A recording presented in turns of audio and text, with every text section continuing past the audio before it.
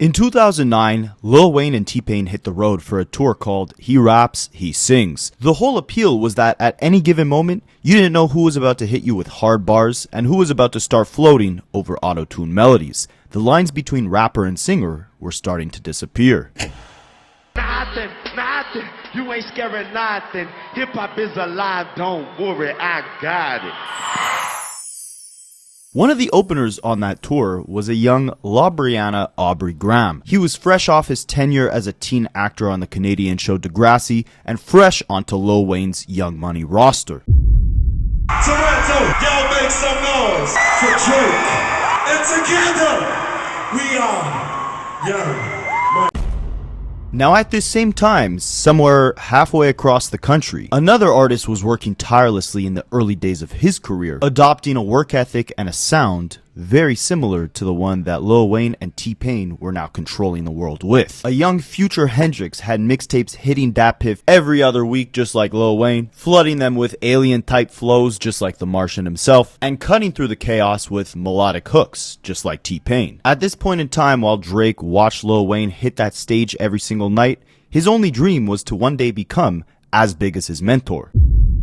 I think when I first started out, I just wanted to be as important as Lil Wayne because I felt like nobody was ever going to be as big as Lil Wayne, like during like Lollipop times and obviously like Carter 3 times. And, you know, I just never seen rap be that. It just was it was like this bright flash bulb. Like I just never seen it look so massive and so big. And remember, like I'm on tour with the guy, so I'm at his shows. As for the aspirations the Future had, well, by the time he graduated from Dat Piff mixtapes to major label albums, this is how T-Pain describes the change in the climate of hip-hop. People was calling Future the new T-Pain. I was like, it's crazy how the new T-Pain gotta use the old T-Pain Bugatti. Within a few years, Drake and Future would effectively become the new T-Pain and Lil Wayne. He raps, he sings. Two artists who could do both. They made dozens of hits together, from club records, toxic anthems, street anthems, heartbreak music. Sometimes they'd combine all these elements onto the same song. But funny enough, their relationship didn't start with classic collabs and instant chemistry. The first time Drake and Future ever linked on a record together, it actually sparked a lot of tension between them.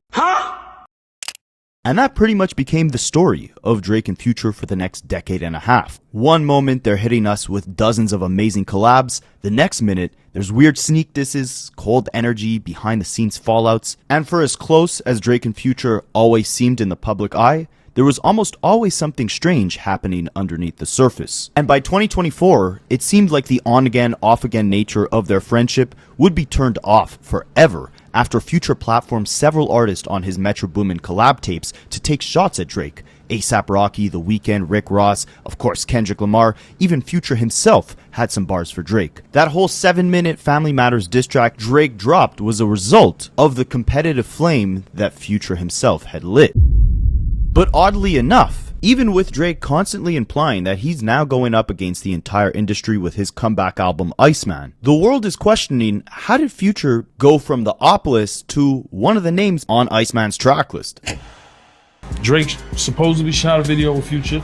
Oh shit. You know, and Big Bank and 21 Savage is the reason that beef is squashed. But Future will be on the Drake album. I told y'all, Iceman is back. Dope. Stand up in Canada. That's dope. Their relationship was in the gutter in 2024. How were they possibly able to reconcile? More importantly, where did their issues even stem from in the first place? Well, like I said before, amidst all the collaborations Drake and Future would give us, it was always in between a new partnership or a new record that a new issue would emerge between them. And the first time this happened was on their very first record together, the remix of Future's first ever major label single, Tony Montana.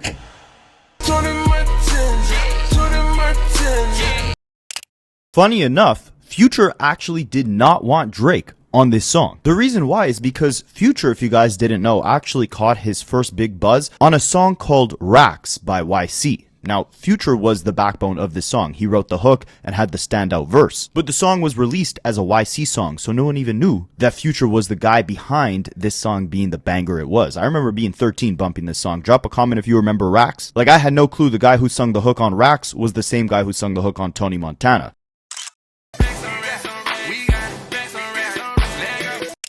And that was Future's problem here. He wanted to stand alone when it came time to him releasing his first major label single. But once he did that with Tony Montana and it started getting a small buzz, Drake started begging him to get on the remix. In fact, Drake's mentor Lil Wayne also loved the song so much he also wanted to get on that remix as well. But Future knew that Wayne had a habit where he would take your beat and basically make it his own track. So he actually said no to Lil Wayne at the peak of his career jumping on Future's track. He did let Drake on the remix, but because he didn't want his first major moment in the spotlight being tied to Drake, he ended up working 10 times harder, dropping multiple hits right after Tony Montana so that people wouldn't know him as the guy who got the Drake stimulus package, but instead as the guy who kept making hit after hit. He was like, man, Wayne, I told him about the record. I played the record for Wayne. Wayne love it. Wayne want to get on it too. He gonna put it on his mixtape. And me thinking like, man, this is my single. I do not want him to get on my single. And then Wayne get on it and then he get 3 million views on it. He put this mixtape out and it instantly become his song. Forget about Future song. And it was my song and I just had came off that Ricch. I done wrote a song and was a part of it and wasn't getting the credit I thought I should got. Like, man, I don't even want to go through that. Tony doing good is in the streets. We gonna work our way without any help. But at the end of the day, it's about capitalizing off every situation. So when he did it, I instantly dropped Magic and we focusing on Magic. But when he did that verse, I probably did 20 songs just to stray away from the Drake when Drake dropped on Tony Montana. Because every interview you're gonna do, they're gonna ask you about Drake and Tony Montana.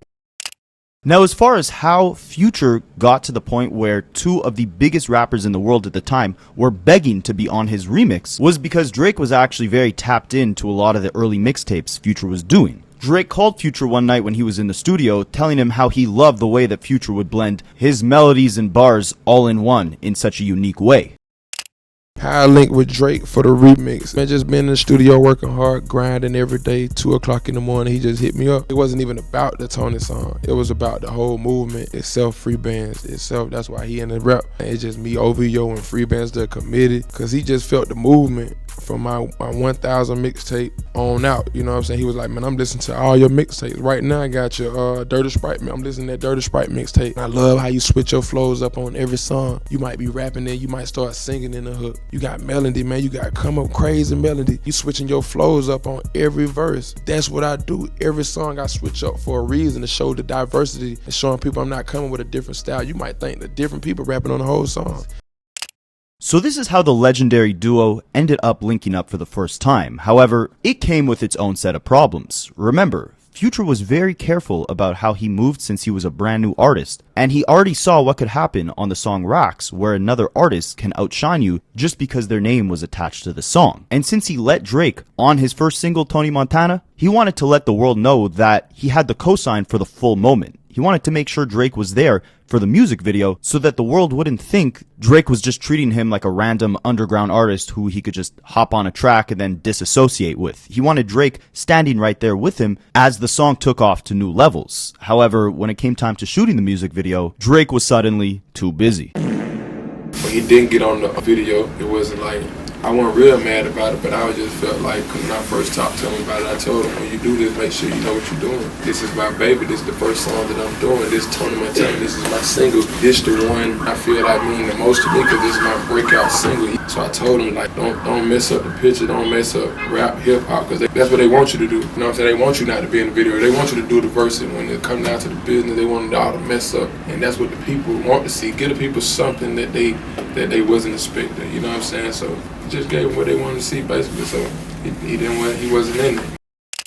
And Future emphasizes that this was a pretty big slap in the face to him. Not because he was desperate for that Drake cosign, but in fact, the opposite. There were a million artists from Future's hometown of Atlanta that wanted to be on the remix of that track. He ended up choosing Drake because Drake made it seem like he messed with Future's entire movement, his past catalog of mixtapes, everything that Future had going on. So for Drake to end up playing these classic industry games where he doesn't show up in full support of the record, it made Future look bad. Future wasn't happy about it, but he did say that he expected it.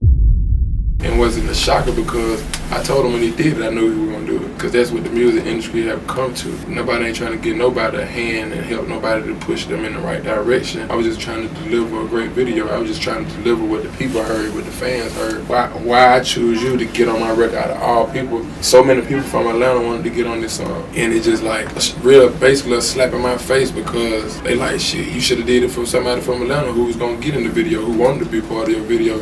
And you go outside Atlanta and you try to get something different. I really wanted to give Atlanta something different, and when it turned up into being a slap in my face for it not to complete the whole thought, just the thought of him getting on it deserves a salute, but the thought of not being complete, salute come back.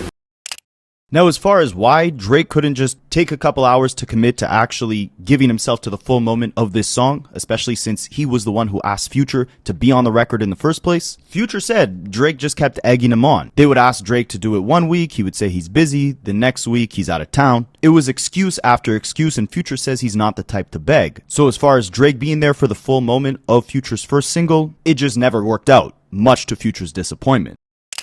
He tried to make it seem like it was something, this album, like, man, I'm trying to record my album. Like, I'm finished up recording my album, like, 2 hours out your day, like, when you're not recording your album, and we trying to fit it in your schedule, because he was coming up to New York, so he couldn't make it to Santo Domingo 1 week. Then 1 week he was saying, I want to do it in Toronto. So we was like, okay, we'll come to Toronto. Then he was like, well, you come to Toronto, I'm be in the studio. So we was like, okay, we'll come to New York. He was like, I'm coming. He had Jimmy following the late night show he had to do. So he was like, okay, since you're going to be in New York, we're going to just do it. We're just going to book a studio session for 2 hours and just get a green screen. He's like, man, I'm working on my album. I'm like, your album ain't got nothing to do with in the morning when you wake up early in the morning, 2 hours out your day, then we done paid you $100,000, whatever you want. If it's about the money, I give you the money. If that's what it's about.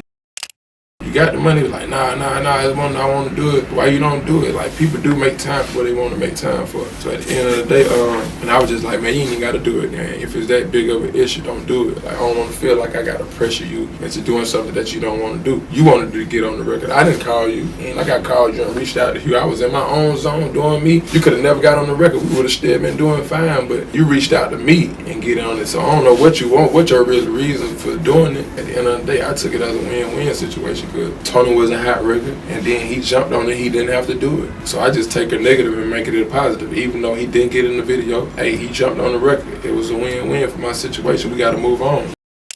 Okay, so random thought. How often are you guys at your desk or in your bed or maybe even on the toilet and you're just mindlessly doom scrolling social media like a never-ending pit of digital despair? You might need a better way to spend your days. You might need to stop spending money, and instead we need to start making some. And I'm about to help you do that with FreeCash.com. Yes, you've heard about me talk about it before. Tons of you guys told me you made some pretty good cash just by playing some games on your phone. It's a free app that literally will pay you to play mobile games. Either scan the QR code you see on the screen or hit the link in the description. Sign up, make an account with FreeCash.com. It's super simple. You just need your email and a password, and then boom, you're there. You can start making money by playing mobile games. Link in the description or the QR code. Sign up, make that account, and let's start making some money. A couple months later, Drake would do an interview emphasizing that he had no problem with Future, and he was happy they were able to collaborate in the first place. He said, I've got no issues with Future. I'm happy I got to be on the song. He also ironically spoke on Pusha T at that point in time. This was early 2012. And he said, I'm a huge fan of Pusha T's group, The Clips. I don't know why Pusha T's dissing me. Maybe he's just bored. Spicy. By then, it seems like Drake and Future cleared up their issues behind the scenes because we would start seeing several collaborations from the two together. First on DJ Drama's track, We In This B remix. Then by the end of 2012, Future got in the booth with Lil Wayne and Drake to record the iconic track, Good Kush and Alcohol. Wayne said that he has a song on I'm Not a Human Being 2 that features you and I believe Drake. Yep. Yeah. What was the name of the record? He said... Good Kush and Alcohol. Okay. Yeah, tell me about that.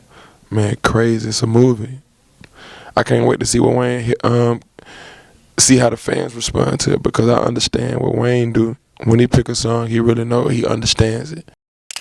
And by this point, Drake and Future would start collaborating very frequently. Around New Year's in 2013, Future released the mixtape FBG The Movie, and Drake was on the second track, titled For Real. That mixtape also features one of Future's best songs, Chosen One. And if you know that song, then you know the hook says, if you make it from the bottom, you're the chosen one. Well, a couple weeks after that song dropped, Drake dropped his own single to his next album, Started From the Bottom. And how that song actually came about is because Drake was in the studio with Future when he recorded the Chosen One song. And not only did Future say on the hook, when you make it from the bottom, you're the chosen one, but as he was recording the song, he would tell his engineer, start it from the bottom, aka bring the beat back from the beginning so I can re-record over it.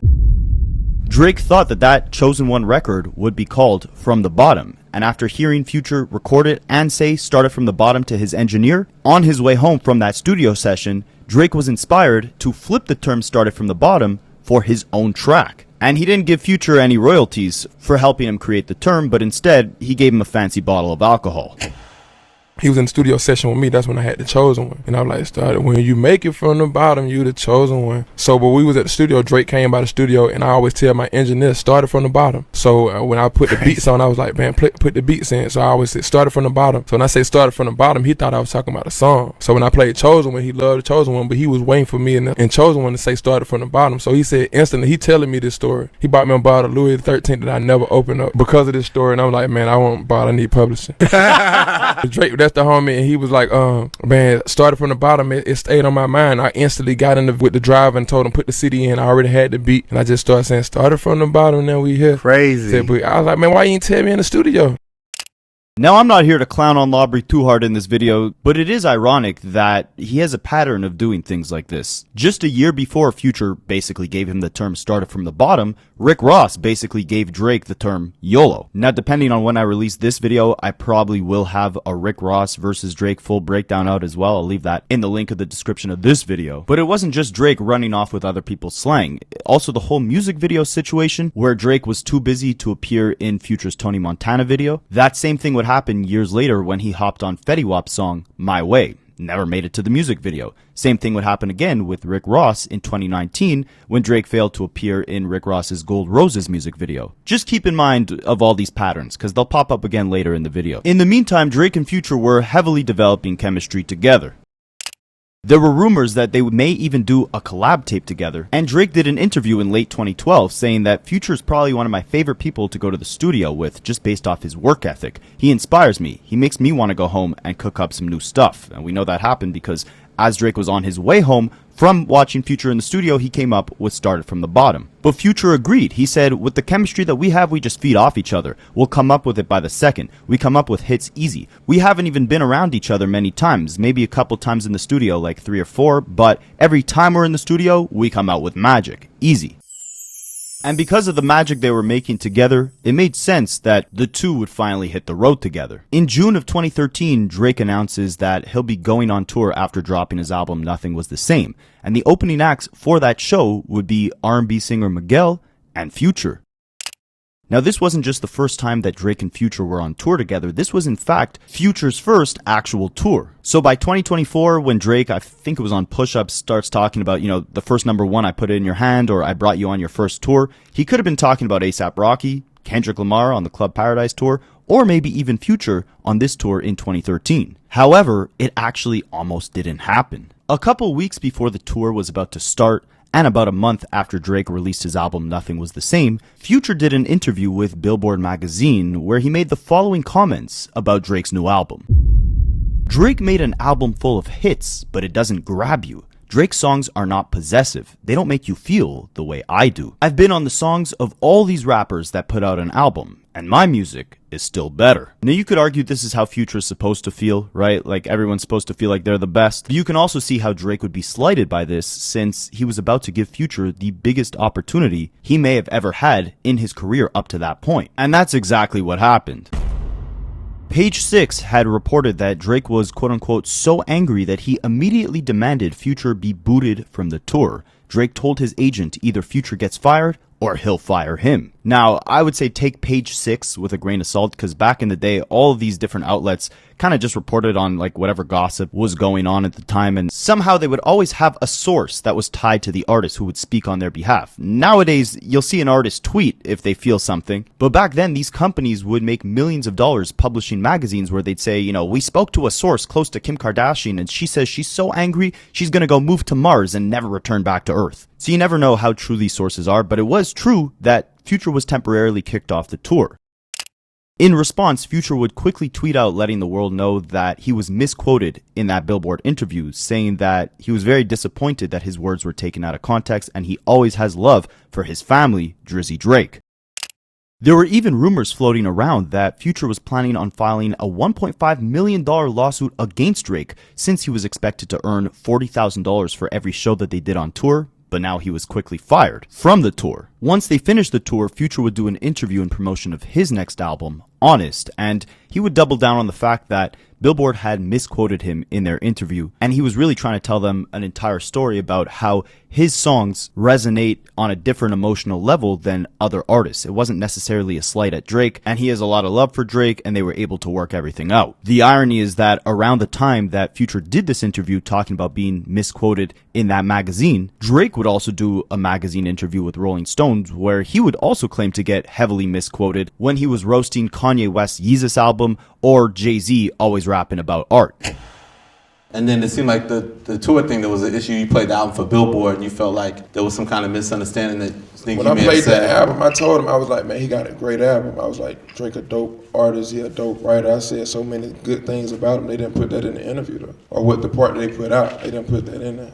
But the part they put out, I guess you was just trying to compare what made your album different than his and what made it distinctive. It wasn't me saying making my album different. It was a whole story the way I was explaining about what I was saying about my album. You can tell us a story. We here, man. We here for you, man. Honestly, I did. No, you're saying like something about your album is more possessive. Like your album is possessive. And like, I was like, I got some possessive songs. Like when you hear songs like I Be You, I feel like it's connecting with the heart, you know what I'm saying? And it's making people feel a certain kind of way when you listen to that record. You can hear the pain and the blood, sweat, and tears. But once the thing went out there, then it was talk of you not being on the tour. Did you ever feel like that was really gonna fall apart? Like how did you guys work that out too? Man, I never thought about it. I just let everything happen, you know what I'm saying? It is what it is. Now, what's also interesting is that around the time that Future and Drake were having their back and forth about the tour, about the comments Future made in that magazine, a back and forth that allegedly almost left Future suing Drake for firing him at the last minute of that tour, I'm sure a lot of you guys know that years later, Drake would actually end up suing over another beef he got in with another rapper, Kendrick Lamar. You know they love to sue. And when this was all going down in 2013, Kendrick and Drake were having a little subliminal war of their own, which hit a boiling point when Kendrick did the BET cipher saying that he's gonna tuck a sensitive rapper back in their pajama clothes. And Drake would actually respond to this diss on a Future song, the song SHIT. I don't think I could say that over here. But yeah, Drake's whole verse on that Future record is him taking shots at Kendrick. And while years before, Future was hesitant to put Drake on the Tony Montana remix, this time around, it was actually Future that asked Drake to be on this SHIT remix, where he takes all these shots at Kendrick. And then, full circle moment, Kendrick ends up on a Future song like that and takes all those shots at Drake. Who do you think did the nicest verse on shit? I haven't heard no one verse. The only verse I heard, it was Drake. You haven't paid attention to all the others? No. People been getting on my songs from the beginning, like Tony Montana to Racks on Racks. So I don't really listen to it because it just become like a fad to me, a fad to me. As soon as I do a song, I know somebody gonna do it. So you don't stress it? I don't even listen to it. Drake took it somewhere else out of everyone else. He took it I asked Drake to do his verse. So when I ask you to do it, then I pay attention. But I didn't ask no one else to get on my songs. Now at this point, both Drake and Future are on top of the world. They're on hit after hit. But sadly, Future's next album, Honest, doesn't perform as well commercially as a lot of people thought it would. And I think the underwhelming success of that record, tied with the breakup that Future just had with Sierra, this led him to tap into another level of creativity by the end of 2014 and deliver one of the most revolutionary mixtape runs of all time, dropping 3 classics back-to-back with Monster, Beast Mode, and 56 Nights. It was a full circle moment because even the mixtape king, Lil Wayne, who Future did not want on his first single because he knew Lil Wayne's mixtape history where he would take your song, put it on his mixtape, and make it his own. Well, now to this day, the mixtape king, Weezy F, he actually says that his favorite mixtape is Future's 56 Nights.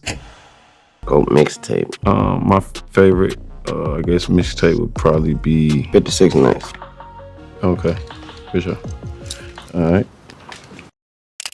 But it wasn't just Wayne who loved this mixtape run Future had been on, it was also Drake. And Drake had just dropped a really dope mixtape of his own with If You're Reading This Is Too Late. So it was only right that the two went back on tour together in 2015 to recapture the energy they had in 2013. And I went to the show, and let me tell you, this was such an insane show just because it was basically solely focused on mixtapes, right? Future literally had 70% of his set devoted just to his mixtape run that year. Songs like Coding Crazy, Monster, March Madness, Layup, Drake performing all those Quentin Miller bangers. It really felt like both of them were at the top of their game at this point. I mean, again, Future went on this whole tour with no single, no big album out. He was killing all these sets all off the strength of his mixtapes.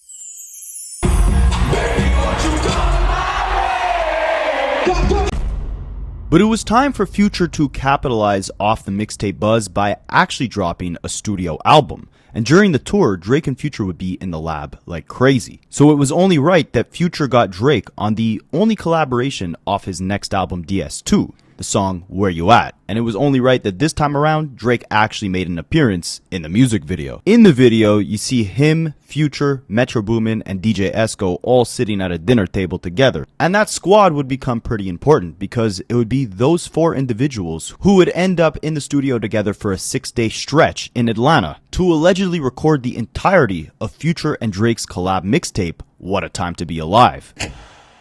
Certain shit just be for the time, like perfect time. What a time to be alive. What a time to be alive. And for niggas that like, for you niggas to be like working all year on your own shit separately and like be making like, you drop his mixtape, you drop all your mixtapes, everybody to be separate and niggas to be both hot, and then like at the height of niggas being hot, like to come together. Yeah, that really hasn't happened. Like just at the peak of that's two, it, at the peak.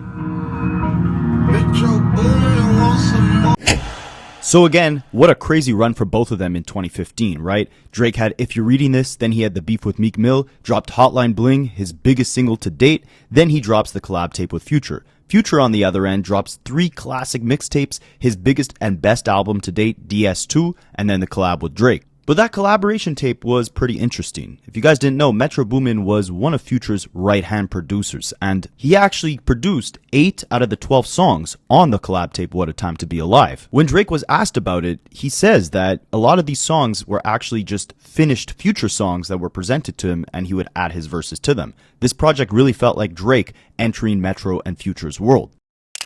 And the collaborative magic would stretch its way into the next year of 2016. Similar to how Drake was the only feature on Future's album DS2, Future was the only rap feature on Drake's album Views. Then they'd announced they'd be going on another tour together that summer, the Summer 16 tour. But this is where their relationship evolves again, because this time, Future wasn't the opener anymore. He's now a co-headliner right beside Drake.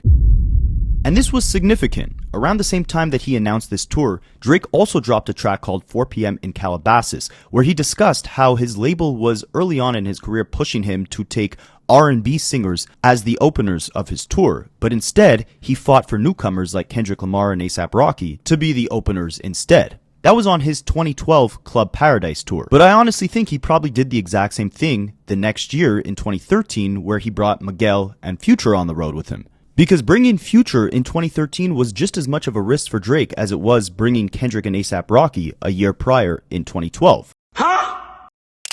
Think about it, Drake's audience at the time leaned heavily into pop and R&B. There was no guarantee that the fans at those shows would resonate with the dark Atlanta trap music that Future was bringing to the table. That's probably why the 2013 tour had both Miguel and Future, because the label was pushing for those R&B acts. But you never saw Drake collab with Miguel. You saw him collab heavy with Future. So I'm guessing that Drake was heavily pushing to take that risk against his label's advice to bring Future on the road with him. And it ended up working. Because at the time in 2013, that tour they did became one of the highest grossing hip hop tours ever. Then Drake and Future would break their own record again in 2016 with the Summer 16 tour. Then Drake brings the Migos on tour in 2018 for the Aubrey and the Three Amigos tour and breaks his own record again. Then he brings 21 Savage on tour in 2023 and breaks that highest grossing hip hop tour record once again. Ironically, it would only be Kendrick Lamar who would beat out these records once in 2022 with the Mr. Morale and the Big Steppers tour, and then again in 2025 with the GNX tour. Spicy. The bigger point that I'm trying to bring up is this. Drake was insanely hands-on about who joined him on these tours. Back in 2010, on the Thank Me Later tour, Drake went on the road with Florence and the Machine. Their music is completely outside of hip-hop. that probably felt like a much more label-driven decision, especially since Drake emphasized that the label was trying to get him to constantly go on these tours with R&B singers. But after that Thank Me Later tour, Drake started aggressively leaning into more rap acts as the openers for his shows, and they were especially Atlanta artists. Let's look at the pattern. In 2012 on the Club Paradise tour, aside from A$AP Rocky and Kendrick, you also had Waka Flocka Flame and 2 Chainz, who opened up the shows, 2 of the biggest acts in Atlanta at the time. From 2013 to 2016, you had Future, who became the main co-pilot. In 2018, when the Migos are at their commercial peak, they become the opener for the Drake tours. And then in 2023, Drake collabs with 21 Savage on Her Loss. 21 is at the height of his commercial peak, and he becomes the opener on the Drake tours.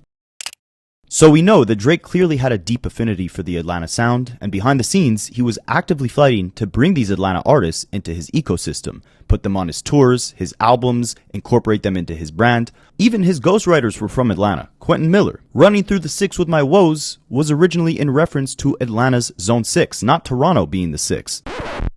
But don't get it confused, these collaborations and partnerships, they were mutually beneficial. Future, Migos, 21 Savage, all these artists gained exposure to Drake's massive pop audience, and their collaborations with Drake became giant Billboard hits. But at the same time, Atlanta gave Drake something too. Credibility, a heavier edge, a different energy. Because after What a Time to Be Alive, Drake changes. You start getting the Free Smoke version of Drake, the Mob Ties Drake, the Ski Mask Drake, the more trap production, the more Atlanta slang, the more street-coded imagery. Doing that What a Time to Be Alive project with Future, collaborating with all these Atlanta artists, that helped Drake feel more believable in that lane. So while Drake was giving these artists a new mainstream reach, they were giving Drake street cosigns. It benefited everybody who was involved. And for years, that machine kept rolling.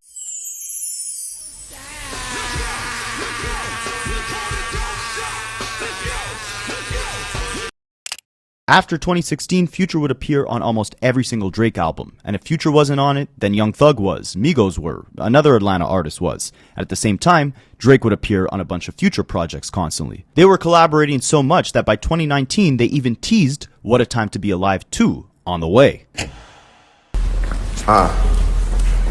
What's that? We gotta cook that up. That too. It's already cooked. Top secret. Yeah. Not better. Top secret. FVGOVO. En route.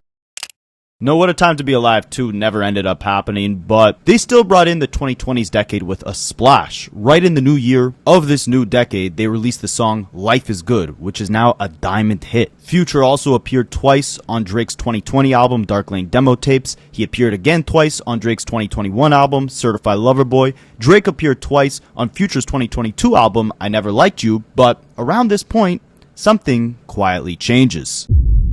2022 is basically the last time that Drake and Future are really seen together publicly. They had a massive hit on their hands that year with the song Wait For You, but despite its success, we never even saw the two perform the song together the way that they used to pop out randomly at each other's shows. And it's not like Drake wasn't actively randomly popping out at other rappers' shows. I saw him at a festival in Canada because he made a surprise entrance at a Lil Baby concert in 2022. Another Atlanta rapper he was co-signing heavily back then. But the main Atlanta rapper that Drake was working with at this time period was not Future, not Lil Baby, but instead 21 Savage. In the summer of 2022, Drake released a dance album called Honestly Never Mind. The project only had one rap song on it, which was Jimmy Cooks, which featured 21 Savage. A couple months later, they would release the music video for the Jimmy Cooks song and announce that they had a new collab tape dropping together at the end of 2022 called Her Loss.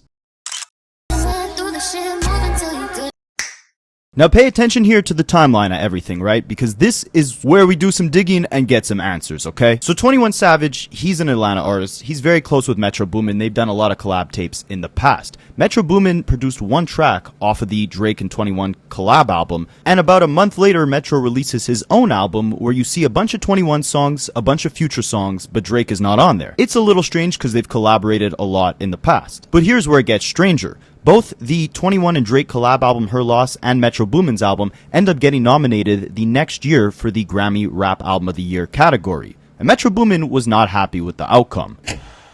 He complained specifically that Her Loss, the Drake and 21 album, had won the Grammy over his album, Heroes and Villains, even though I don't believe Her Loss even won the album. He just specifically pointed out that project to air out his grievances on the Grammys not rewarding the right projects.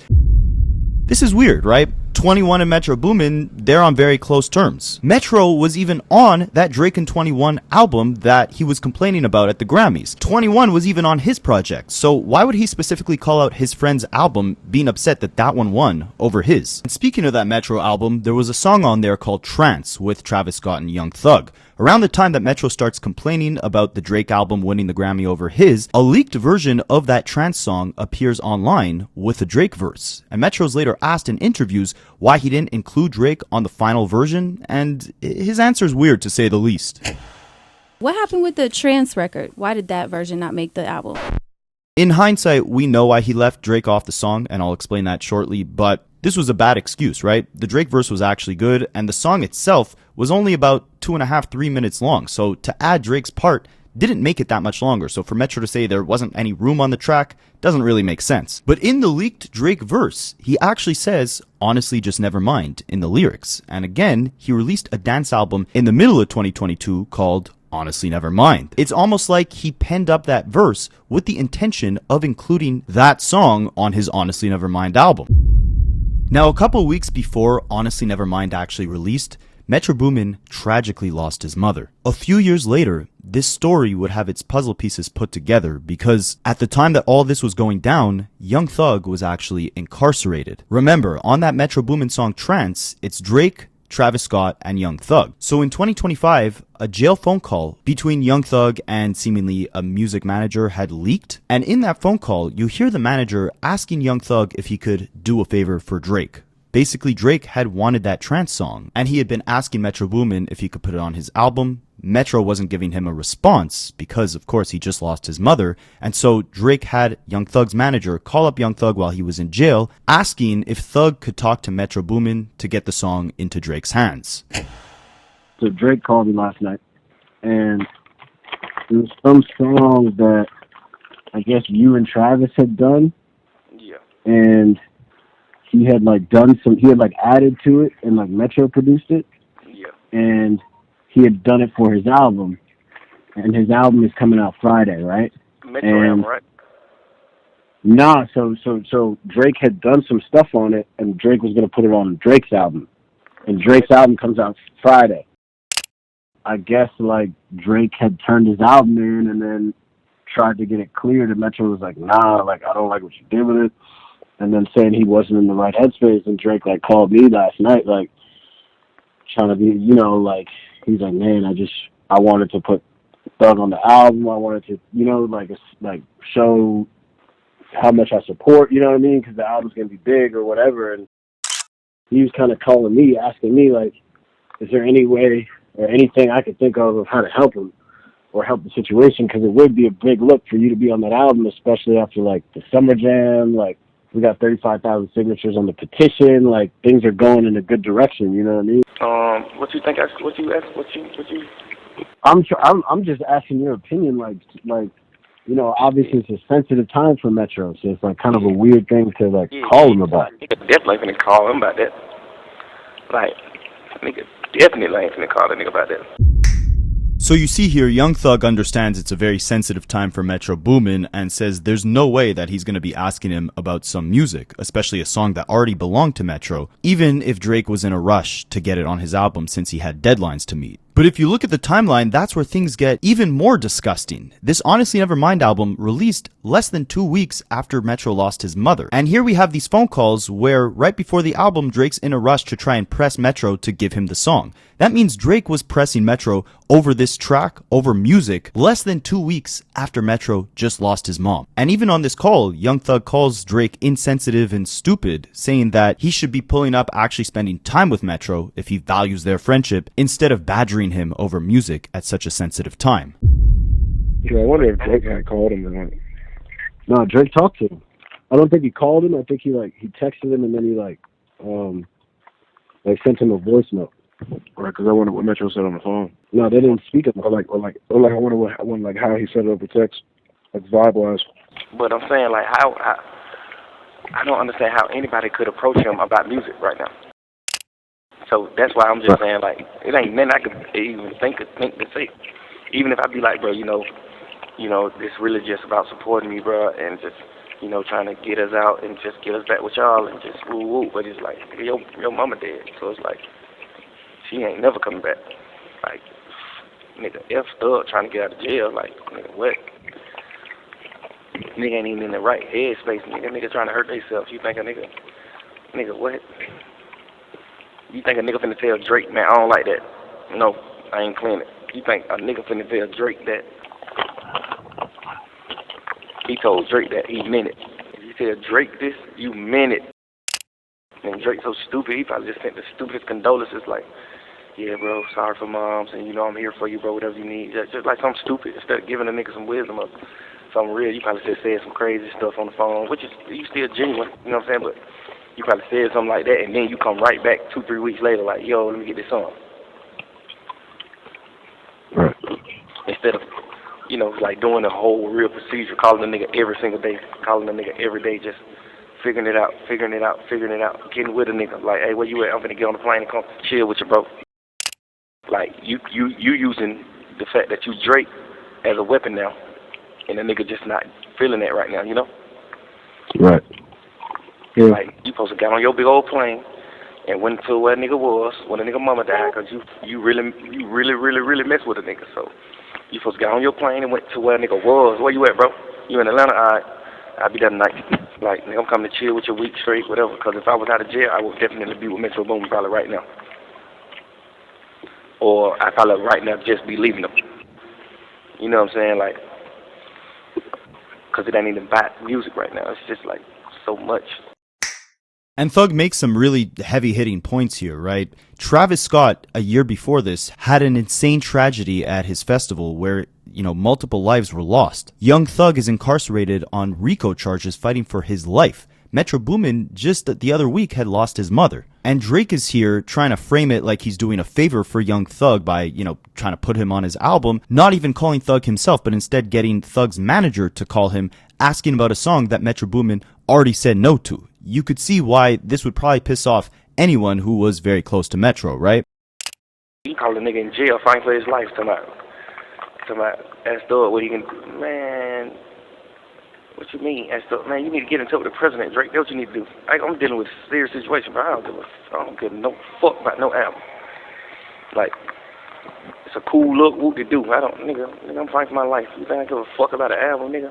Nigga, sign a partition. Nigga, put the partition up on your page. That's what you do. You calling somebody a goddamn album, somebody a great look for an album. Man, fuck an album, nigga. I don't give a damn about no album.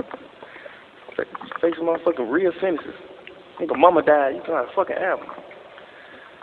This nigga mama died. I'm dealing with real life shit. Travis done got goddamn 11 murders on his hand. Nigga, you know, get your mustache back, son of goddamn. You know what I'm saying? I get it though. Like, if it was up to me, I'd be like, yeah, bro, go ahead and do it. But Metro ain't me. Metro ain't no person who just like, Metro like fucked up. This nigga mama dead, nigga. Like, what are you talking about? We ain't even talking about no music. Beat it. Like, nigga, my mama dead. Never coming back. You over here goddamn playing beats and man, you don't get your just being real, like, you know, we got songs to give him. I don't care about that. We can give a nigga a song, nigga don't care about that. Like, give him nasty nigga. Like, get that nigga a song that I feel like will be really, really big, and just be like, yo, like, even you could say this what I said, I don't care, like, or something. Because that's the only thing I can think of. I ain't never in my life gonna call Metro to no song. Especially if he already told Champagne Papi no. I'm pretty sure he probably, you know what I'm saying, have way more for me than Champagne, but man, I ain't calling no nigga about that. Nigga mama dead, bro. I'm not calling no nigga about no goddamn song. Like, clear the song for me and Drake and Travis sake. Nigga, what? It's a big look. Man, nigga, my mama died is the biggest look. What are you talking about?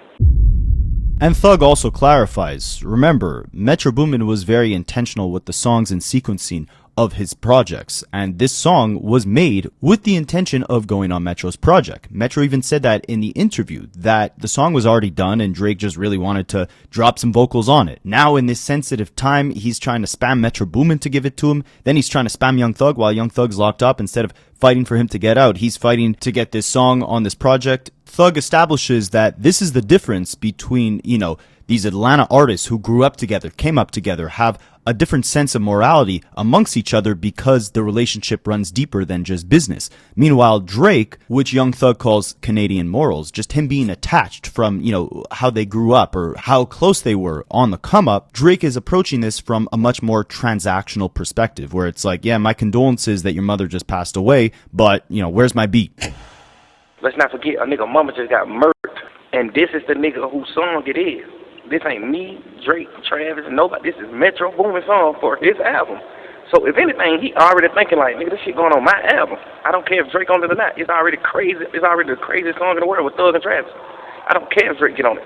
Metro Boomin not one of them type of nigga. He not he not gonna ride no nigga. He not doing none of that. Like whatever he feeling, he gonna do it. He ain't that type of nigga. And then plus it's his song. Like I know for sure this song on his album. I done mixed this man album with him. We done sat down and mixed the album, played the album 1,000,000 times, did so many songs, so much stuff for the album. Like, boy, he for sure putting this song on his album. He using his mom as an excuse. You know what I'm saying? Like, man, my mama died. Like, nigga, but I know for sure the real excuse is that nigga, this is my album. I'm putting this song on my album. Y'all need to get me out of jail. Drake, go talk to the president. Hey, man, let my little brother out. Go partner, go do something. Go talk to the president, get me out. Show me that. Don't call me tonight. Fix something for you to have a song from a nigga. Man, nigga, I don't give a fuck about no song. I don't care damn about making music ever again. You see what I'm going through about music? Damn, I done got damn song, boy. This thinking he Drake, so man, he gonna clear the song for me. Let me ask him. Man, I know you ain't just ask that nigga no shit like that, Drake. What's wrong with you? Like you ain't butter him up or nothing. Man, I know him. He gonna come like, yeah, bro. Hope all is well. Can you listen to this song and see what you get your funk ass back with that Toronto shit, but go ahead on, man. We from Atlanta, bro. We got different morals. He been in this business so long to the point where he just informed to his mind is the state of business. God forbid, if your mama died, Metro Boomin not finna call your phone at all about no song, no matter when he plays his album out. So that's where the difference come from. Like, man, y'all niggas so damn weird and burnt out and lame and just trying to just go crazy for these moments, like. Now, around the same time that all this is going down, we start hearing reports that Future is mad Drake and 21 Savage did an album together because, of course, Future was Drake's go-to Atlanta guy for all these years. They did a collab project together. So according to Nori, the rumor circulating around the streets is that Future was pissed that Drake did a project with another Atlanta artist. It makes their work seem transactional, their moment seem less impactful. But now that we know what we know about the whole Metro Boomin and Drake situation, you gotta ask yourself, was this really the case? Because Future had done several different collab projects, not just with Drake, but also with Young Thug, Lil Uzi, Juice WRLD. So if he went and did all that music with those other artists, why would he necessarily be mad at Drake for doing a collab project with 21? Was there a deeper reason behind why there were rumors floating around about Future being pissed off at Drake? Future and Drake? Oh, that's what I heard. I heard that's a big rumor that Future is not too happy with Drake and 21 Savage album. And because Future and Drake did an album before. And it makes Drake and Future album not as important, I would say. That's what he feels. And that's, I mean, this is allegedly, this is all rumors. I've never heard it from Future's mouth, never heard it from Drake, never heard it from 21. But it's a alleged big rumor that's going on right now. Where'd you hear that at, N.O.? In the streets. In the streets with a K. In Miami, in Florida. In Miami, yes. I'm a Miamian. Yes, I'm a Miamian. So you heard that Future is upset with Drake because Drake did an album with 21 Savage because it makes their project down seem less important. I would think so. So we know now rumors are circulating in late 2022 that Future's upset at Drake over his 21 collab album, allegedly. We know that Metro and Drake are most definitely not on good terms. You guys can go do your research on that. It all stemmed from that incident with that song that Drake was trying to get on his album, but there was very public back and forths between Drake and Metro Boomin in 2023. They were not on good terms. I personally think that a large portion of why Future started looking at Drake sideways is not because he collaborated with 21 Savage, even though there were also rumors that 21 and Future were not getting along. They squashed their beef later in 2025, but I'm personally thinking that Future, just like Young Thug and Metro Boomin, saw that Drake was approaching a lot of his relationships with these Atlanta guys who he built so much with as very transactional. It was always what can you do for me? To the point where, one of Future and Young Thug's closest collaborators, Metro Boomin, loses his mother and, Drake right away is asking him for beats. Now, we would not see Drake and Future collaborate for the rest of 2022 or 23, but Drake would put out a new album for all the dogs in late 2023, and it would feature a song called What Would Pluto Do? Pluto is obviously Future's nickname. At the time, this song seemed like homage to Future, right? Drake's pondering on if he should sleep with a girl, and he's making his decision based off what Pluto, aka Future, would do. On the hook, Drake says, "The last time I saw her, she was effing with my guy. So the question is, what would Pluto do? He'd F that girl, so I did it. What would Pluto do? He's definitely effing on this girl." On the surface, this makes sense, right? Future literally has the catchphrase, "She belongs to the streets," treating women as disposable objects that can be passed around to all his friends. So when Drake is saying, this girl was sleeping with my friend, but I'm thinking to myself, what would Future do? Oh, he would still sleep with that girl, so I did it. But maybe the girl he's referencing is actually a girl that Future had slept with in the past. And he's thinking, well, if Future was in my shoes, he would sleep with my girl, so I'm gonna sleep with his. That'll play an important role in the story pretty shortly, but let's take a look at some of the other bars in the verse. Drake raps, "I really hate a rap guy. Let's not even talk about them. F them. They're hitting my line talking about what's up. Well, what's up then? Last time I saw you, you were talking about reduction." Now, this could be a double meaning because he's obviously talking about a woman getting like a breast reduction, but at the same time, he could be talking about the fact that the last time he spoke to a quote-unquote rap guy, could be Young Thug, Future, maybe even Metro Boomin, they were talking about reduction. We know that these issues started in the first place because Drake wanted to be on that trance song, but Metro Boomin took him off of it. He reduced him from the track. Drake here is saying the last time I spoke to these quote-unquote rap guys, they were talking about reduction. On a song called What Would Pluto Do, where he's contemplating sleeping with this girl if Future would do the same. Now, just about 4 months after this song and Drake's For All the Dogs album came out, of course we know Metro and Future released their project We Don't Trust You, which featured several different artists who all ended up taking shots at Drake. Rick Ross, The Weeknd, and of course Kendrick Lamar, who kicked off the entire 20v1 battle with his verse on Like That, which was obviously a response to Drake and J. Cole's song First Person Shooter. So what does this have to do with Future? Well, on the first track of this album, Future raps, "You were my #1 fan, dog. Sneak dissing, I don't understand, dog. Pillow talking, acting like a fed, dog. I don't need another fake friend, dog. Can't be bout a H.O. cause we sharing, dog. In your feelings, why you playing, dog?"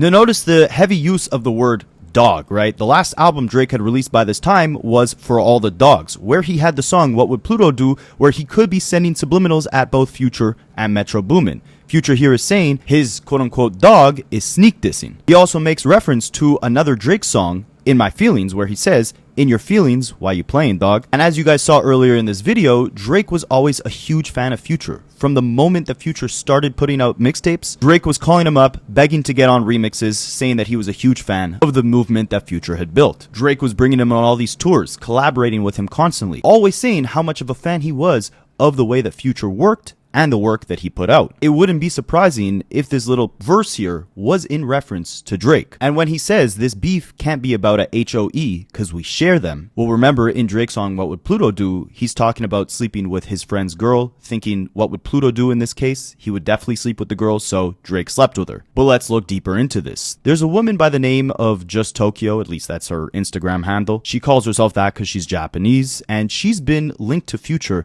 ever since 2021. She posted on Instagram that she was celebrating Future's birthday with him way back then. But then take a look at this. In September of 2023, this same woman, Just Tokyo, is seen backstage at a Drake concert. She's at this Drake show just a month before Drake puts out the song What Would Pluto Do, where he's contemplating sleeping with one of his friend's women, but then thinks about if Future would do it or not. But then, look what we got here several months later, right after Future and Metro released their first project where Kendrick Lamar is taking those shots at Drake and Future might be taking them as well. You have Just Tokyo backstage at Future's Rolling Loud set, wearing a sweater that says "We don't trust you" with the caption saying "Enough said." Also with the eagle emoji signifying she's riding with Future's Free Band's imprint. Is it possible that this was the woman Future and Drake were going back and forth over that Future said our beef can't be about a girl because we share them. Well, we would damn near get confirmation that that is the case, because a day after Future and Metro Boomin released their second collaboration together, which featured verses from The Weeknd and A$AP Rocky, where they were both taking shots at Drake, and even included a Future song from 2015 that was a reference track to Drake's 2016 song, Feel No Ways. So obviously a lot of kind of little digs at Drake here one way or another. Yeah, a day after that album comes out, Drake releases his diss song, Push-Ups, which is predominantly aimed at Kendrick. Rick Ross and The Weeknd get the second most amount of bars aimed at them, but Metro and Future catch a couple subliminal strays as well. Drake flips the whole line of, you know, you were my number one fan, dog, to say, I can never be nobody's number one fan. Your first number one, I had to put it in your hand. We know that's factually the case because if you look at all of Future's number ones on the Billboard, the first one came in 2021 with the Drake and Young Thug collaboration, Way Too Sexy. That song did not deserve to go number one. But Drake follows up these bars rapping, you P-words can't get booked outside America for nothing. I'm out in Tokyo because I'm big in Japan. I'm the hitmaker y'all depend on. Now, getting booked outside America is interesting. That could not be about Kendrick. That could not be about The Weeknd. But it could have most definitely been about either A$AP Rocky, Future, or Rick Ross. But this is where we know now that this line was likely aimed at Future, because not only did the first number one Drake put in his hand, but he says, I'm out in Tokyo because I'm big in Japan. Aside from maybe doing shows out in Tokyo, Drake here is most likely referencing that woman, Just Tokyo, that we just looked at, since she was seen with Future way back in 2021, then Drake in late 2023, where he's making songs contemplating if he should sleep with his friend's ex-girl, and then she's backstage with Future in 2024. By Drake saying, I'm out in Tokyo because I'm big in Japan, he's not just saying, I'm out doing shows in Tokyo because I have a large fan base in Japan, he's saying, I'm inside Tokyo. But like Future said, the beef couldn't have been about a girl because we share them. And Drake would seemingly confirm this on his next diss track, Family Matters, when he rapped the following bars. Pluto stuff made me sick to my stomach, we ain't ever really been through it. Leland Wayne, he's an effing lame, I know he had to be an influence. These guys had a plan, they finally found a way to rope you into it. 2 separate albums dissing, I just did the Kim to it, I skimmed through it. Drake here is confirming that him and Future never really had a real issue of their own.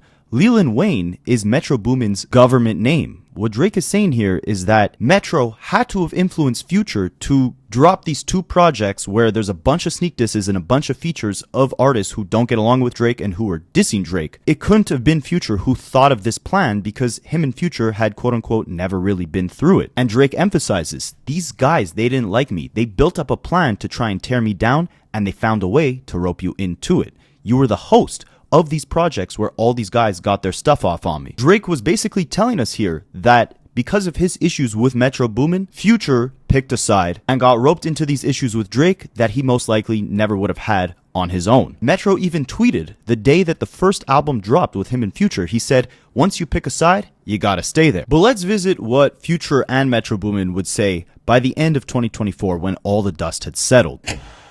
Future had a hilarious response when he's asked what he thought of the beef, saying, there was a beef? I didn't even know there was a beef. I didn't know they had nothing going on. I ain't never participated in rap battles, man. Now remember, on the song, Kendrick said, F the big 3, it's just Big Me. He's trying to claim that number 1 position. So Future flips it to say, I'm supposed to be the one who gets mad. I'm still confused about that. Nobody cares what I think. That's what's so effed up about all this stuff, to the point where I'm so player that I ain't even said anything about how I feel about it. Like, why is everyone so mad when he was talking about me on my own song? Y'all just forgot about me? Like, I'm not a part of this big 3? I'm nobody on my own song, man? If I didn't get mad, nobody should have gotten mad. If I would have been really mad about it and I made something out of it, then somebody else could be like, oh, I can make something else about it. What he's trying to say here is like, if anyone should be mad about this, it should be me, because Kendrick was dissing the entire game on that song, and I'm included in that big 3, or at least I should be. But I think what's more important about that quote is the idea that Future is basically saying nobody should be mad about Kendrick rapping that verse on that song. If Future wasn't mad himself that Kendrick was claiming the throne on that record, then Drake shouldn't have been mad. Drake shouldn't be mad at Future for letting Kendrick get that verse off on the song, because Kendrick was just saying he's the best. So if Drake's mad, shouldn't Future be mad as well? And if Future's not mad, then Drake shouldn't be mad. It's very clever reverse psychology here. But it's also a sneaky way to avoid any accountability for hosting these projects where a bunch of other rappers, including Future himself, were at the very least taking subliminals at Drake. Maybe this was the start of Future trying to re-extend the olive branch to Drake to say, hey man, like, don't be mad at me that it was on my song that Kendrick was saying he's the best, because if I wasn't mad, and I also consider myself the best, then why should you get mad? But Metro Boomin clears it up even further. About his issue with Drake, he says, for the record, it's not over a girl or anything silly like that. It was a personal issue that really hurt me and disappointed me. But if you take all the rap entertainment out of it, it's like, have you ever been really cool with somebody and y'all fell out over something? It happens every day. It's just regular stuff. This time, it just happened to have an audience. So here Metro Boomin confirms that, just like we confirmed earlier in this video, the issue stemmed from a personal thing between him and Drake. That personal thing most likely being what we heard on those Young Thug jail phone calls, Drake being insensitive about a song that Metro wanted on his album and badgering him for it when he had just lost his mother. And like Drake said on Family Matters, these guys had a plan to try and take me down because of, like Metro Boomin said, a personal issue that they had. And like Drake said again, they found a way to rope Future into it, because before that, him and Future had never really been through it. After this, we start hearing rumblings from different journalists like Elliot Wilson that there were phone calls made between Drake and Future, and they were looking to actually make amends and potentially even collaborate. Once Young Thug got out of jail, he even said he's tried multiple times to patch things up between Metro, Future, and Drake. You gotta bring Drake and Future back together, man. What he said? He said you gotta bring Drake and Future back together. Listen, I'm trying. I can show y'all text messages in my phone. I've been trying this shit. Well, you've been trying to make Drake and Future talk? For sure. I was trying this shit in jail. With the shit I said in the song, trying to get him, Metro, and Pluto on the same page. That really happened. That actually happened. That really happened. That's crazy, bro. 21 Savage had even said that it's likely in the future we will see Metro Boomin, Drake, and Future on another track together. Drake told me and Metro that he understood where he was wrong and he apologized multiple times. But I feel like Metro just felt how he felt. But I feel like now Metro is kind of more open-minded. Feel like he like, I don't know, I feel like Metro been through a lot. So, you know, like I feel like sometimes the shit just don't be the right time. But I feel like in the future, the near future, we'll see them work together. As far as for Metro feels about the whole thing, by 2025, he did an interview where he emphasized that this beef kind of got taken to extreme heights because of how toxic, internet stan culture is today. But you have him here almost extending an olive branch as well, saying that it wasn't really that deep and he has love for all his past collaborators. When two of the top dogs in the game and they, you both feel like you're the best, it's like, okay, now we gotta have a showdown. But I just feel like more today, it's more like stan culture. It's like, it makes it kind of weird. It's not like, okay, I hate this side, I hate this side. It's like, the internet just makes it a little too wild now. But I feel like, it's good for the game. And as far as me being diplomatic, I mean, it's just entertainment at the end of the day. And I have love and respect for all my collaborators. And, I just wanna see everybody do the best and continue to help push this forward. And now, depending on when I get this video out, we'll probably have an answer as to whether or not Drake and Future end up collaborating again on Iceman. And after reviewing all this, would you really be surprised? From the beginning, a lot of industry politics seemed to get in the way of Drake and Future always being on the same track, even though they were always on the same actual literal track for many years, giving us banger after banger. Behind the scenes, the waters would get muddy from time to time. Like Young Thug said on that jail phone call, artists from Atlanta are going to ride with Metro Boomin on a different level, be sympathetic to him for his situation where he lost his mother on a different level than Drake was being. It's more than likely that Metro and Future had this collab project in the works for years. I mean, we know for a fact they did, right? They had announced it years in advance. And when the time came, Metro wanted his get back on Drake at the same time conveniently that Kendrick did as well. And Future just happened to get roped into it. And then we got this big misunderstanding. But we also got some great music out of it. And now we might get even more great music out of it if Drake and Future team back up for another record. But let me know what you guys think, and I'll catch you in the next one. I study rap Rapaholics for a living.